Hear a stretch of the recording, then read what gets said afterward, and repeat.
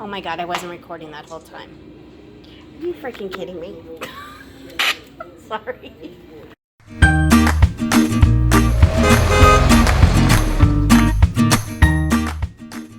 I was so excited to go to Roswell, New Mexico and go to the UFO Museum, but I gotta tell ya, I was not impressed. So here's a short video of the things that I found the most interesting. One being there was an original broadcast done at the time of the incident, and then it suspiciously and mysteriously was lost, and then they found this recording.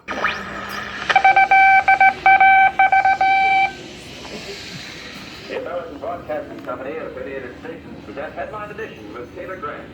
Today's edition presents a roundup of the latest developments in the finding of a flying disc. Late this afternoon, a bulletin from New Mexico suggested that the widely publicized mystery of the flying saucers may soon be solved. Army Air Force officers reported that one of the strange discs had been found and inspected sometime last week. Our correspondents in Los Angeles and Chicago have been in contact with Army officials endeavoring to obtain all possible late information. Joe Wilson reports to us now from Chicago. The Army may be getting to the bottom of all this talk about the so-called flying saucers. As a matter of fact, the 509th Atomic Bomb Group headquarters at Roswell, New Mexico, reports that it has received one of the discs which landed on a ranch outside Roswell. The disc landed at a ranch at Corona, New Mexico, and the rancher turned it over to the Air Force. Rancher W.W. Brizzell was the man who discovered the saucer. Colonel William Blanchard of the Roswell Air Base refuses to give details of what the flying disc looks like. In Fort Worth, Texas, where the object was first sent, Brigadier General Roger Ramey says that it is being shipped by air to the AAF Research Center at Wright Field, Ohio. A few moments ago, I talked to officials at Wright Field, and they declared that they expect the so-called flying saucer to be delivered there, but that it hasn't arrived as yet.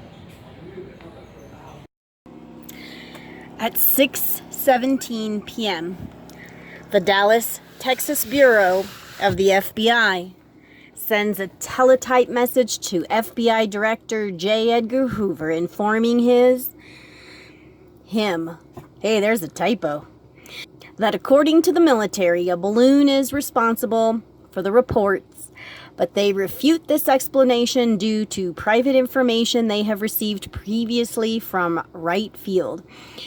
In another contradiction from the military, Ramey had earlier canceled the flight to Dayton after he identified the remains as a weather device in his office. Yet, the FBI was notified later that the flight would take place. Things that make you go, Affidavit of George Judd Roberts. My name is George Judd Roberts. My address is deleted. I am retired. In July of 1947, I was a minority stockholder and a manager of KGFL Radio in Roswell, New Mexico. We did an interview with W.W. Mac Brazel, the rancher who found some debris on his property. We hid him out at the home of the station owner, W.E. Whitmore Sr., and recorded the interview on a wire recorder.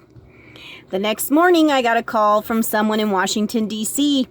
May have been someone in the office of Clinton Anderson or Dennis Chavez. This person said, "We understand that you have some information, and we want to assure you that if you release it, it is very possible that your station's license will be in jeopardy.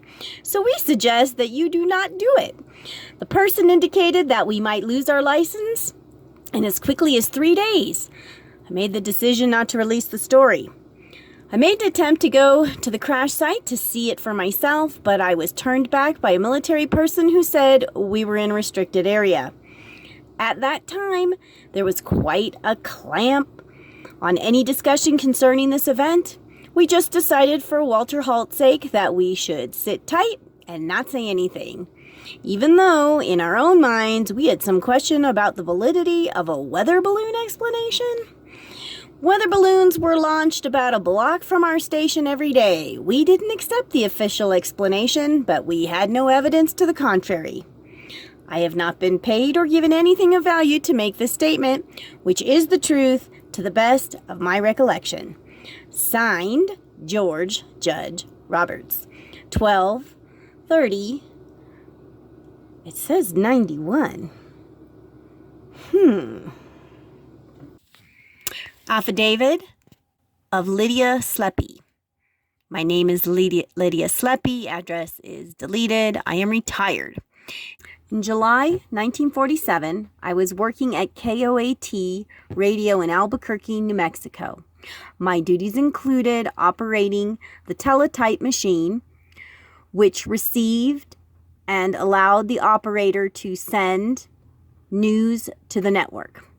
On or about July 8th, John McBoyle, a reporter and part owner of KOAT Radio in Roswell, which was owned by the company I worked for, called and said he had something hot for the network. I asked Earl Lamberts, the station manager, to come into my office to be present while I took the information from McBoyle to put on the teletype. Mr. Lamberts stood beside me while I typed on the machine. As best I can recall, the conversation, McBoyle said, there has been one of these flying saucer things crashed down here north of Roswell. He said he had been in the coffee shop when a local rancher, Mac Brazel, came in and said that he had discovered the object while he was out riding on the range, and that he had towed it in, stored it underneath a shelter on his property. Brazel offered to take McBoyle out to his ranch to look at it. McBoyle described the object as a big, crumpled dishpan. As I typed McBoyle's story, a bell rang on the teletype indicating an interruption. The machine then printed something to the effect that this is the FBI. You will immediately cease terminating. I told John the teletype had cut off, but that I could take down the rest of the story in shorthand. John said he had seen the military take the thing away. They said they were going to take it to Texas, but the planes that came in to take it were from Wright Field. They immediately isolated the area. I never talked to McBoyle about the incident after that, but I understand he denies it ever happened. I believe that may have something to do with the fact that he had been a captain in the Air Force. I have not been paid or given anything of value to make this statement, which is the truth to the best of my recollection. Lydia Sleppy, 1992.